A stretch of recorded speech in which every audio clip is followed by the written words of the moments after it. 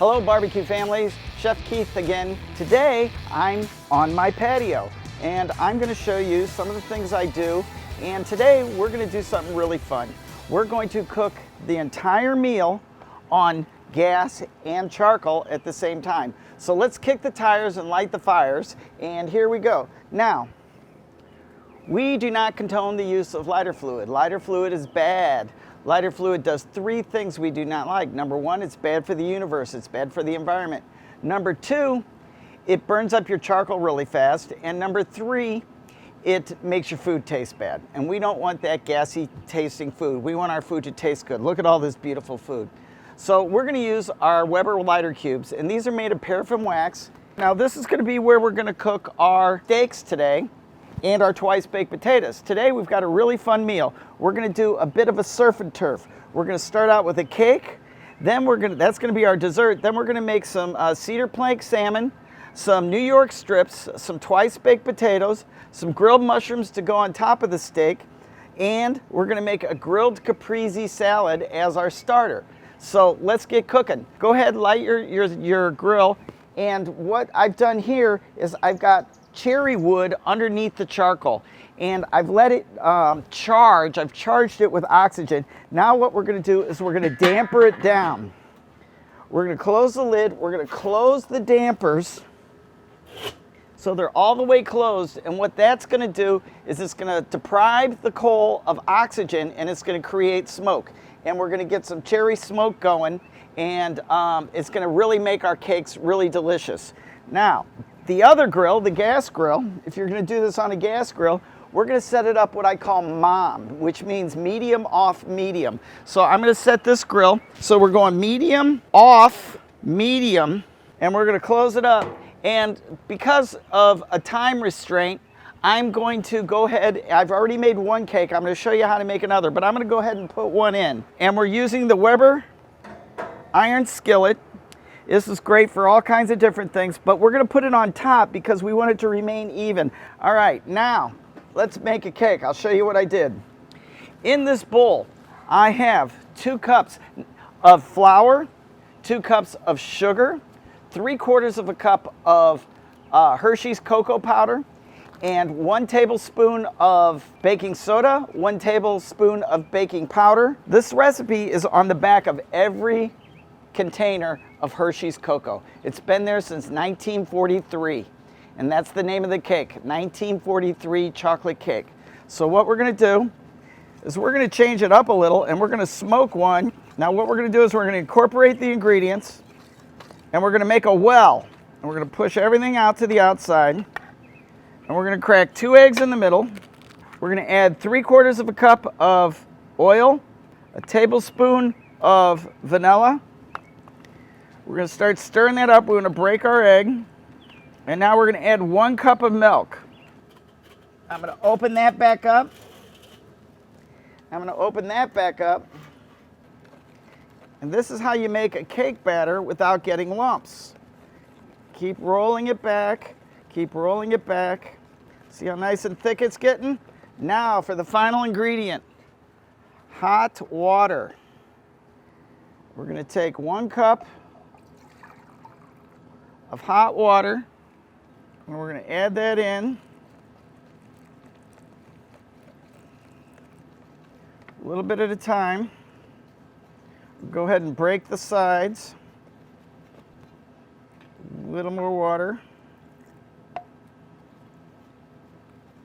All right, now we're going to take a rubber spatula and we're going to scrape the sides. All right, see how beautiful that is? Now, I've got our iron skillet, and I sprayed it with regular old pan spray. Pam always works.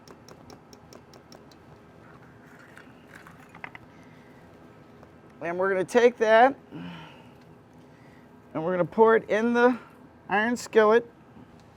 All right, so now we're ready to go. Get rid of these gloves. Now we're going to go over to the grill. Our grill is nice and hot. And we're going to put that on there like this. And now we're going to check our chimney. Now, our chimney's not quite ready yet, So I don't know, something feels wrong. I'm feeling like I need some inspiration or something. I don't know. Something doesn't feel right. I'm gonna have to go channel my inner George. I'll be right back. Woo, that's better.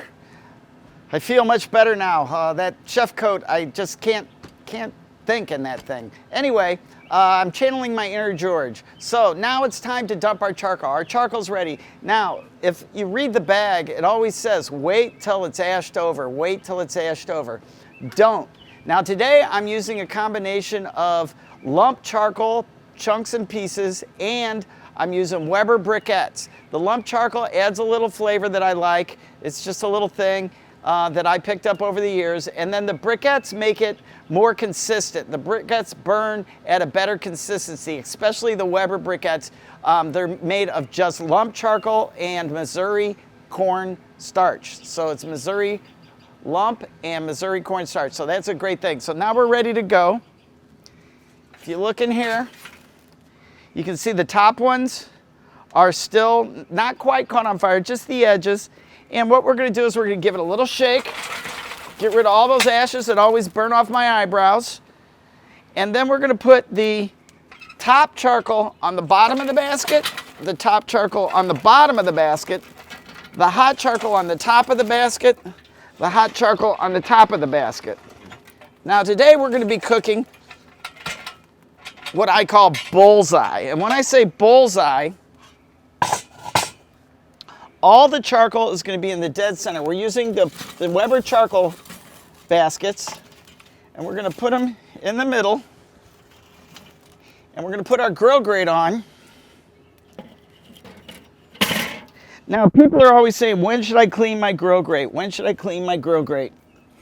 And I always tell them, after you preheat your grill, then it's time to clean your grill grate. So we're going to begin our preheat. Our preheat is going to take about 8 or 10 minutes. We're going to close it up. And because we're going to be we're not barbecuing today, we're going to be direct grilling. And what we're going to do is we're going to close it, we're going to open it all the way, and we're going to come down here, we're going to open that all the way so we got full oxygen in and full oxygen out. And this grill's going to get up to about 500 degrees in just a few minutes. Now, we're going to do some other recipes today too. And we're going to start out with one of the more common things. People are always saying, how do I not get my fish to stick to the grill? And I always tell them, use the cedar plank. Now, a couple of things that you need to do before you use the cedar plank. Number one, you need to soak them in water. Number two, you need to toast them so that you put the food on the toasted side. So we're going to take them, we're going to put them on our grill right here. We're going to go full blast. And that's going to take just a few minutes. Now, while that's going on, we're going to get some other things ready. We're going to start with our glaze that we're going to put on top of our salmon. It's 2 tablespoons of Dijon mustard and 1 tablespoon of brown sugar, and you mash it together. So we've got our glaze ready. We're going to season our salmon with a little pepper and a little salt. Now the other thing is we're not going to oil this because we don't need to, because we're not going on the direct grill. So we're gonna set that aside and we're gonna preheat for our mushrooms. Now we're gonna do these in grill pans. We're gonna take 1 grill pan and we're gonna preheat it on the back of the Master Touch. We're gonna go all the way in the back. You always wanna preheat them. They're just like your grill. You never put anything on it unless it's good and hot. And then on this one, we're going to go up on the shelf. Okay, we're going to go right up top. Now today we're just going with a portobello and a cremini or a baby bella. We're going to cut them up. Now there's something I always show everybody. If they're real little, you just cut them in half. If they're medium size, we'll cut them in quarters. You want them all to be about the same size so they all grill at about the same cooking speed. The full-grown portobello has some things in it that I don't like, and that's these gills. Now, I don't like these gills because they make my food turn all weird and they fall out. So what I like to do is I like to remove them. So I cut off that part, and then I take my knife and I scrape the back of the gills off the mushroom So then we're going to take that, we're going to cut them in squares, about the same size as the baby bellas. We're going to put them in the bowl. All right, we're going to add thyme, half a teaspoon of thyme, half a teaspoon of rosemary, half a teaspoon of parsley, a half a teaspoon of chopped garlic. And we're going to go today with a little of the Weber vegetable grill seasoning, just for fun. We're going to put a little bit of that in there. Now we're going to use oil. Now the oil we're using today is not straight olive oil, because straight olive oil has a tendency to burn. You ever notice when you pour olive oil in a saute skillet or something like that, it turns all gray? Well, that's all the deliciousness of the olive oil, the virgin olive oil, burning up and turning bitter. So I don't like that. So what we're using today is 75% avocado oil, which has a very high flash point, and 25% olive oil. So what we're going to do next is we're going to take our cedar planks. See the toasted? Nice and toasted. Look at that, grill marks. And we're going to take half of our mushrooms and we're going to put half of them in here. And then we're going to go over to our charcoal grill. And our charcoal grill's already almost to 500. We're going to open it for a second. And we're going to put our mushrooms in. And we're going to move them all the way to the back. Now what I'm going to do now is something, a little trick I learned a long time ago, is I'm going to crack it just a bit. And then what that's going to do is that's going to charge the fire. It's going to charge oxygen in, and we're going to get up as hot as we can, probably around 500 degrees, because the next thing we're going to cook on there is our steak. So now, take our salmon, put it in your hand, on the board, skin side down, in your hand, on the board, skin side down, and we're going to take our handy dandy Weber brush, and we're going to brush it with the brown sugar and the Dijon mustard. Oh man, look how good that looks. Now we are going to cook these in the indirect zone on both grills. Remember, we've got the charcoal grill set up what I call bullseye, and our gas grill is going to be set up full blast in the middle and low on the sides. So we're going to push that forward a little bit. We're going to take one piece of salmon and we're going to put it on the shelf. Now on a gas grill, your indirect zone is up on the shelf. And see how well that basket sits up there? That basket was designed for up on the shelf. You can get 3. You can do potatoes, asparagus, Brussels sprouts, all kinds of different things up there, and they work great. So now that one's going. And we're going to take this one and we're going to put it on, look at that, 500 degrees. So there we go. We're going to take that one and we're going to put it right out here in the indirect zone. We're going to close it up. So what I've done here is I've got a potato. And what I did with the potato was I washed it first, and then I rubbed it in oil and salt. And I wrapped it in foil. And then I put them in the indirect zone on the gas grill. Uh-oh, look at our cake. It's been 13 minutes. Oh, it's done. All right, now the potatoes I put up there, and they took about 45 minutes to cook. So I'm gonna bring that over here. Let's get that cake off. All right, let's get back to our potatoes. Now, so I cooked them about 45 minutes. We're going to separate them. Now, don't throw away the foil, all right? Because if you throw away the foil and you make a mistake, I'm going to have to laugh at you. All right, so here we go. We're going to do 2 of these at a time. All right, we're going to take and we're going to cut our potato in half like this. We're not going to cut it like this, because if you cut it like this, it's not going to sit and you're going to have to use the foil. You're going to have to take the foil, you're going to roll it up, you're going to roll it around, and you're going to fold it like this. And you're going to take it and you're going to set your potato, because it won't sit evenly, on the foil. But we don't have to do that because we did it right. So we're going to take it, we're going to cut right through. Now saw through it, don't force your way through it. Let it fall open. We're going to take our spoon and we're going to scoop out the potato. Now don't dig too deep, otherwise you'll have to use the foil. See how nice and hot that is? Look how pretty that is. And we're going to do both of them at one time. Woo, hot potato. 1, 2. Now I teach this in some of my classes. This is in one of our steaks classes. What we're doing today is kind of a surf and turf. I kind of made a hybrid class just for this patio adventure. All right, so now we're going to take some sour cream. We're going to go ahead and use all the sour cream. Sour cream and sour cream. All right, we're going to take some salt and some pepper. And I've got a cholesterol issue, so I'm going to lay back on the cheese. I'm not going to put so much cheese in there. And we're going to cool it on the bacon. Now this bacon I did cook on the grill. Let's take a break and let's check our other cake because I'm sure it's done by now. Look at that. Look at that, guys.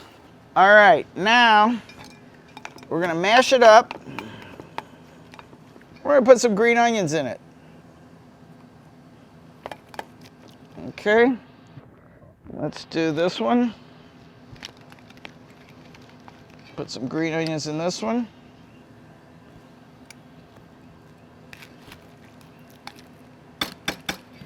All right, so we're going to cut the bowl in half. Little trick. We're going to put half in there like that. Half in there like that. Doesn't that look delicious? Same thing over here. Now look at those twice baked potatoes. Don't those look great? No, they don't. You guys, I was lying about the cholesterol issue. We're going to put all that bacon on top. And we're going to put all that cheese. We're going to put some more green onions. Now, we've timed things. Notice I didn't set a timer on the salmon. So what we did was we made our potatoes, and we're going to check our salmon when we put our potatoes on. So we're going to go over, and we're going to put our potatoes above the hot spot. We're going to stir our mushrooms. Mushrooms look wonderful. Salmon looks almost done. Let's put our twice bakes on the charcoal grill. We're going to go to the outside in the indirect zone. All right, now our twice bakes are on, and we're going to set a timer for those. We're going to go 7 minutes. Now we're going to make our salad. We're going to take 2 pieces of onion and tomato, cut the top off, the bottom off. We're going to put them in there like that. Do the same thing and put them in the bowl. And then we're going to hit them with some oil, and we're going to season them with some roasted garlic. This stuff is awesome. I use it on everything. And a little salt and pepper. All right, then we're going to flip them over. And we're going to do the same exact thing. Roasted garlic, Weber roasted garlic. A little more oil, salt, pepper. All right, now we're going to start. We need a timer.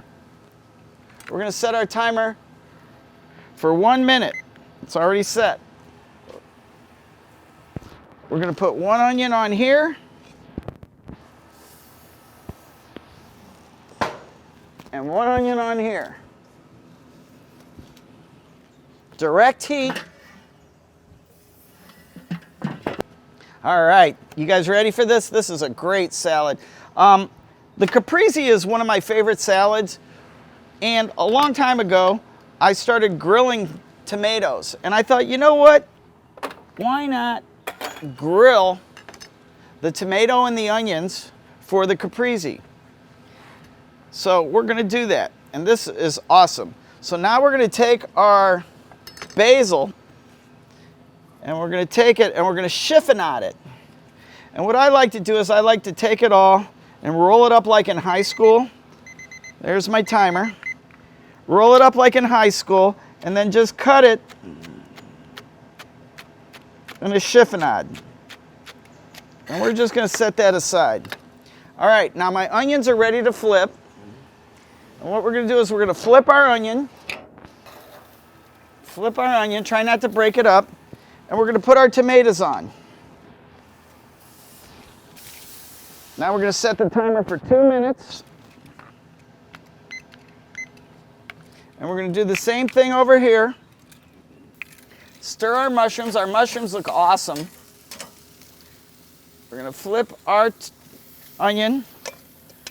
We're going to put our tomato on. All right. So you don't want to overcook your tomatoes because they're going to fall apart on the grill. So you really want to use a timer. And we're going to just go 2 minutes, and we're going to flip them, and we're going to go 2 minutes more. Now, we're going to get ready for the steaks. And if you guys notice that these steaks have been sitting out over here, and they've been sitting out here for about an hour, hour and a half. Do not cook your steaks directly from the refrigerator. I know, the health inspector says to, but don't listen to him. You want to take your steaks and get them to room temperature before you grill them. Because when you take an ice cold mussel and put it on a hot grill, it tenses up and it never releases. So you don't want to do that. A couple other things. Today we're going to be using Black Angus Choice strip steaks. Now, why is Choice Black Angus so good? Why is Angus beef? Everybody makes a big deal. Well, the Angus guys got together a whole bunch of years ago, and they decided that they were going to hold their beef to higher standards. And they came up with 100 criteria above and beyond USDA grading. And a couple of them that are really important to me as a restaurateur and a chef is that their marbling is 5% above everybody else's choice. So if you buy Angus Choice, there's my tomatoes. If you buy Angus Choice, I'm going 2 more minutes. If you buy Angus Choice, you're only 5% below prime. And that makes a better steak. So we're going to flip our tomatoes. And when we flip them, we're going to check our onion. We're going to take and we're going to put our mozzarella on top of them. And we're going to go 2 more minutes. Our mushrooms look awesome. In fact, they're almost done. Our salmon, while we got the grill open, let's check our salmon. Not quite there, 122. So our potatoes are looking good. Our tomatoes are looking good. All right, so now our tomatoes are ready to flip. Yes. All right, now we're going to take my tomato. We're going to put 1 tomato down. We're going to put 1 onion. Look at that grilled onion. Oh man, that looks good. Then we're going to take another tomato. Look at that melted mozzarella. We're going to put that on top. We're going to let that sit there a second. We're going to close up our grill. These are all looking good. In fact, I'm going to take these mushrooms off. Now the gas grill is going to cook a little quicker than your charcoal grill, and it's going to recover a little quicker. So we're going to come over here. Let's do this. Oh, look at that. They're perfect. Now I did put a little cherry wood inside with the charcoal in this grill also. So we're going to put our onion on there. All right, look how pretty that is. We're going to take these mushrooms off too. All right, so now we're going to take the chiffonade of basil. We're going to put that around, and then we're going to take balsamic glaze, and we're going to glaze it. Look how pretty that is. Your family and your friends are going to love this. All right, here we go. Our caprisis are ready. Our cakes are ready. Let's do our steaks. Now, I cut little steaks today. So, normally I say go 2 minutes, but since I cut little ones, because surf and turf, the salmon's about 7 to 8 ounces. These are about 7 to 8 ounces. And see how pretty they are? What we're going to do, though, is we're going to oil the food, not the grill. We're going to put a little... You see, people, their food's sticking to the grill and they think they need to rub oil all over the grill, get out an onion, a potato, all kinds of silly stuff. None of that stuff works. But if you oil the food, not the grill, you're going to not stick. Now the other important thing is you want to preheat your grill. Now on this one I'm doing Chicago steak. This is my favorite. It's got caraway and mustard, 3 types of pepper, red, black, and white pepper. And we're gonna hit it with a little more salt, a little fancy salt. And then this one I'm gonna do with the Montana. And the Montana is salt, pepper, a little bit of caraway, and that's pretty much it, and some onion. And we're gonna put that on there. All right, now we're ready to go. Now when you go to the grill, you don't wanna be all wishy-washy. Where am I gonna put it? You wanna commit to the flip, all right? So I'm gonna open the grill. I know my grill's ready. Look, it's at 500 degrees, and we're gonna go, and we're gonna commit to the flip. Boom, right on the direct heat. I saw how beautiful my potatoes were. I didn't lose any heat hardly at all. And I'm gonna come over to the charcoal grill and I'm gonna do the same thing. Look, I'm almost at 450. Commit to the flip, boom, direct heat. And we're gonna set our timer for 2 minutes. Now this steak is a little thin.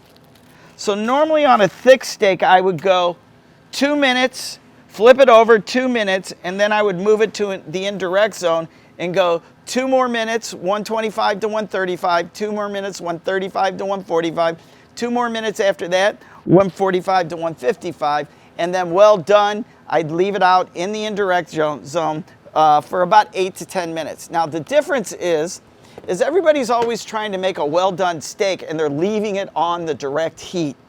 And when they leave it on the direct heat, what they end up doing, and this is what George figured out, is they end up burning the outside of the steak and the inside still is not well done. And a lot of people ate steaks like that so much that they thought that that was right. So now, while we're waiting, we got about 1.5 minutes. Let's do this. Our cakes are ready. We're gonna hit them with some powdered sugar. Now this one over here is the one from the gas barbecue, the gas grill. And this one over here was on the charcoal with the cherry wood. Now, when we turn our steak over, you do not want to turn it over and put it in the same spot. And also, if the steak is still stuck to the grill, shut the lid and wait. 5, 6, 10 more seconds, 20 more seconds, just wait. Be patient. Go get a glass of wine, another beer, something. Okay, so now we're gonna go 2 more minutes. I'm gonna rock the steak. It's ready. I'm gonna turn it over into the indirect zone. My potatoes look great. My salmon look great. In fact, I'm gonna move my potatoes out here. My salmon looks awesome. Look at that beautiful steak. We're gonna take it, and we're gonna put it in a new spot. Now, our little steaks are gonna cook a little quicker. So I'm gonna go ahead and check them out because I know that those potatoes are ready. So I'm gonna take 1 potato. I'm gonna put it on the plate. And take a piece of salmon and put it on the plate. And we're gonna check our steak. It's gonna be close. This is a little steak. 108. Okay, so now we're gonna take it. We're gonna move it up to the indirect zone. Let's take this guy off. And we're gonna go 2 more minutes. Now you don't wanna push the thermometer all the way through. What you wanna do is put it in at an angle. And this one's about the same, 108 degrees after, so that's awesome. Now with a gas charcoal grill, what I like to do is I like to set it in the indirect zone with the fat cap facing the charcoal, all right? And I'm gonna go ahead and take these already too. And let's close this up. We lost all our heat, so I'm gonna crack it open a little bit. And we're gonna go 2 more minutes. Now, why do I always use timers? I always use timers so you don't open the lid, because no one has a perfect internal clock in their head. Maybe someone does, but not me. And if you're looking, you're not cooking. So you want to keep the timer by your side, because you don't want to open the lid. If you keep opening the lid, you're going to be out there drinking a lot of beer. And that might be what you're wanting to do. I don't know. But not me. I want to eat. So we've got about 27 seconds on this one. We're going to check the temperature again.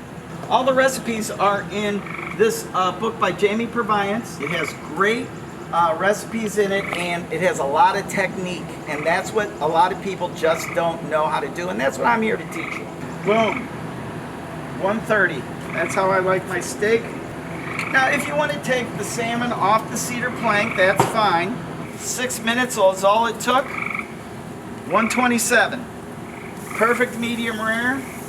And our cedar plank salmon with the mustard glaze. We're going to lean our steak up against there a little bit. We're going to take our mushrooms. Here's our cake.